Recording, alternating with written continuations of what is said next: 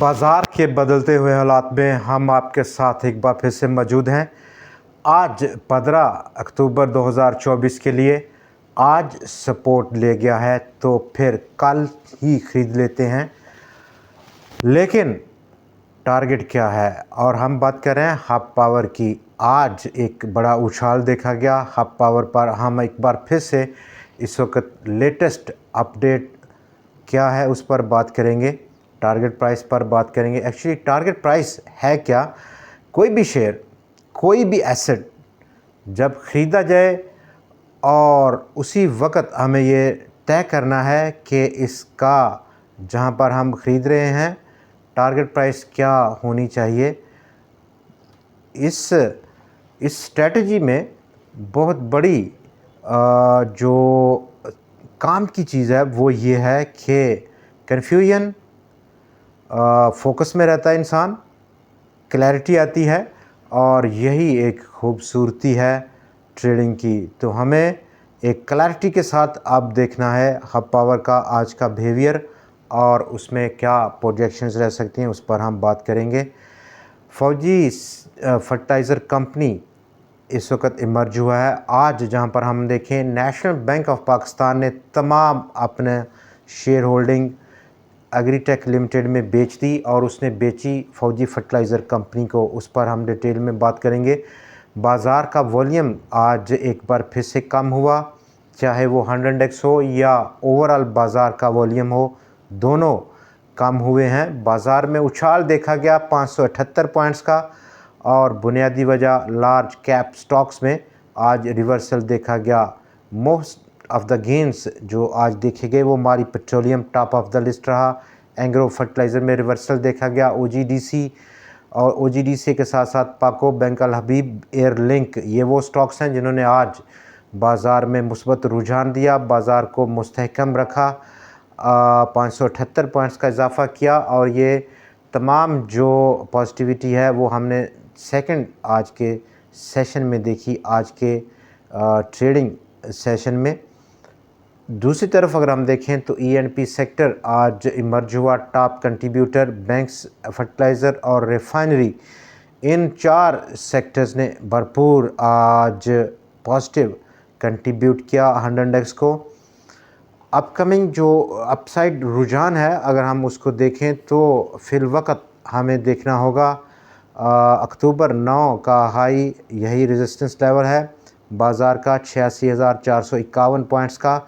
और आज का रिवर्सल वॉल्यूम्स का कम होना, मार्केट वैल्यू का अगरचे कि आज इजाफ़ा हुआ और उसकी बुनियादी वजह रही लार्ज कैप स्टॉक में आज वॉल्यूम ज़्यादा देखा गया as compare to yesterday. Pakistan telecommunication company में आज ज़बरदस्त वॉल्यूम लगा, 3 crore 78 lakh shares. Hub power 3 crore 32 lakh shares. Kohinoor spinning mills में आज 2 करोड़ 23 लाख शेयर्स का काम। Pakistan international airlines holding company 1 crore 37 lakh shares का काम। और निशात पावर आज 1 करोड़ 30 लाख शेयर्स के साथ अपनी लोअर लिमिट की सतह को पहुंचा। ये वो कुल डाटा है। ओवरऑल वॉल्यूम्स में अगर हम देखें तो 100x का कल के 29.5 मिलियन यानी कि 29 करोड़ 50 लाख शेयर्स के मुकाबले में आज वो 25 करोड़ और 10 लाख शेयर्स कर महदूद हो गया। 100x के अलावा ओवरऑल बाज़ार का वॉल्यूम आज 6% की उसमें कमी देखी गई। 53 करोड़ 37 लाख शेयर्स का टोटल काम हुआ बाज़ार में, जिसकी मालियत 31.5 अरब रुपया थी। कल हमने 56 करोड़ 83 लाख शेयर्स का काम देखा बाज़ार में और उसकी मालियत लगभग 28.8 अरब रुपए थी। कुल आज 442 शेयर्स में ख़रीदो फरोख्त हुई। 3,14,278 टोटल नंबर ऑफ़ ट्रेड से कल के 442 शेयर्स की जहां पर ट्रेड थी वहां पर 2,96,021 टोटल नंबर ऑफ़ ट्रेड थी। और आज के 442 शेयर्स में जहां पर लेन देन देखा गया वहां पर ताकत का तवाज़न आज एक बार बड़े दिनों के बाद बुल्स की जानब देखा गया। 232 शेयर्स की कीमतों में आज इजाफ़ा देखा गया। 194 शेयर्स की कीमतों में आज कमी हुई और 17 स्टॉक्स आज अनचेंज देखे गए अपने कल के ही लेवल्स पर। 100x की बात करें और with in 100x composition 53 shares की कीमतों में इजाफा, 44 की कीमतों में कमी और 3 शेयर्स आज अनचेंज देखे गए। अब हम बात करेंगे हब पावर, जो कि हमारा आज का टॉपिक है और ये चौथी बार है कि हम इसको डिस्कस कर रहे हैं। हब को काफ़ी लाइमलाइट में है जब से उसने अपनी एक्सपेंशन को अनवील किया और जब से गवर्नमेंट की पॉलिसी बदली टुवर्ड्स आईपीपीस और उसके बाद गिरावट देखी गई हब पावर की रेट्स में। आज जो स्टॉक का लो रहा वो इस साल का कम तरीन लो रेट था, जो कि 93 रुपये का था। स्टॉक की क्लोजिंग एक अच्छी रिकवरी के साथ हुई, 98 रुपये 60 पैसे की सतह पर। 29 पैसे आज स्टॉक प्लस बंद हुआ है। यहाँ पर ओवरऑल जो तमाम इंडिकेटर्स हैं काफ़ी ज़्यादा ओवरसोल्ड टेरिटरी में है।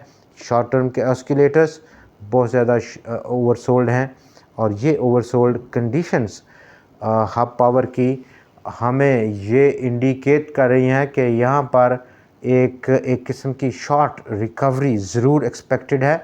लॉन्ग टर्म का व्यू अभी हम इस पर नहीं बना रहे, ना मिड टर्म का। एक शॉर्ट रिकवरी ज़रूर एक्सपेक्टेड है, चाहे आप उसको कुछ नाम दें, डेड कैट बाउंस दें या कुछ और दें, लेकिन ये ओवरबॉट कंडीशंस ओवरसोल्ड कंडीशंस एक अच्छा रिवर्सल लेके आएंगी प्राइसेस में, कीमतों में उछाल देखने को मिलेगा। और यही लेवल जो आज स्टॉक ने हिट किया 93 रुपये का या उससे थोड़ा सा नीचे स्टॉप लॉस के तौर पर एक्ट कर सकता है। अपसाइड पोटेंशियल स्टॉक का इनिशियली 113-114 रुपये की सतह पर यह टारगेट प्राइस रह सकता है या रेजिस्टेंस लाइन रह सकती है और उसके बाद इन केस ये ब्रीच आउट होता है अपर साइड पर, हमारा दूसरा जो लेवल रह सकता है वो 122-123 रुपये की सतह पर। हमारे पाकिस्तान स्टॉक एक्सचेंज के साथियों, नेशनल बैंक ऑफ पाकिस्तान ने अपनी तमाम शेयर होल्डिंग जो कि उसकी एग्रीटेक लिमिटेड में थी वो बेच डाली है फौजी फर्टिलाइज़र कंपनी को।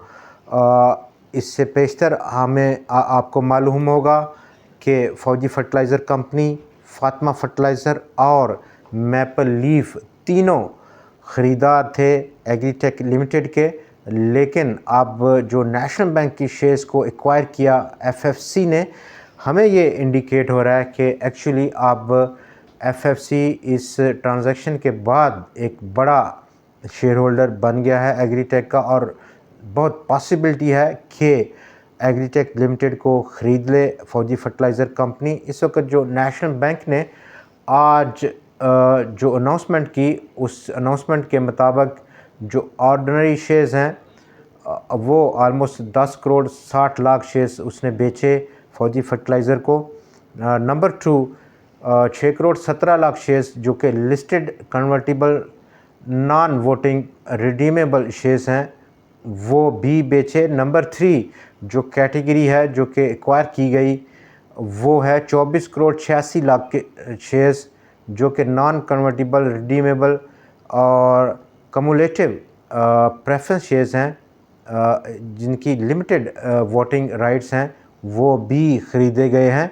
बड़ी एक्विजिशन है और एक किस्म का रास्ता हमवार हुआ है। फौजी फर्टिलाइज़र कंपनी एक बेहतर पोजीशन में नज़र आ रही है यहाँ पर एग्रीटेक लिमिटेड को एक्वायर करने के बाद। कैपेसिटी डेफिनेटली कैपेसिटी काफ़ी बढ़ेगी चूँकि एग्रीटेक लिमिटेड एक फर्टिलाइज़र कंपनी है और फौजी फर्टिलाइज़र कंपनी भी एक फर्टिलाइज़र कंपनी है, तो इस कनेक्शन में शॉर्ट टर्म का इफ़ेक्ट डेफिनेटली एफएफसी पर नेगेटिव रहेगा, इक्विटी शिफ्ट होगी। लेकिन जब प्रोडक्शन एग्रीटेक लिमिटेड की उसमें ऐड होगी एफएफसी में तो उसका वैल्यू एडिशन काफ़ी बड़ा हो पाएगा। ये वो टोटल सिनेरियो है पोस्ट एजीएल और एफएफसी का इन केस के मर्जर होता है, तो उस कंडीशंस में तीसरे क्वार्टर के लिए नेशनल फूड ऑफ पाकिस्तान का प्रॉफिट 29% गिरा है और उसकी बुनियादी वजह फाइनेंस कॉस्ट का बढ़ जाना है। फेडरल बोर्ड ऑफ रेवेन्यू उसने जो ताजर दोस्त स्कीम मुतारफ़ की थी, उस स्कीम के तहत जो टैक्स की कलेक्शन है वो 99% से ज़ायद गिरी है अभी तक का जो डाटा है पहले क्वार्टर के लिए। फर्दर अगर हम बात करें तो पाकिस्तान का रुपया आज फिर 8 पैसे की कमी कर गया यूएस डॉलर के मुकाबले में। दोस्तों, आज के प्रोग्राम में इतना ही। कल फिर आपसे मुलाकात होगी नई खबरों, नए तज़िये और नए शेयर्स के साथ। लेकिन जाते जाते हम आज का जो हमारा टॉप शेयर है वो साजगार इंजीनियरिंग है, जो कि क्लोजिंग आज दे गया 957 रुपये की। अपसाइड जो पोटेंशियल है स्टॉक में ऑलमोस्ट 100 रुपया और इंस्टेंट प्रॉफिट 1060 रुपये का फिल फॉर टारगेट दे सकता है। आपका बहुत शुक्रिया।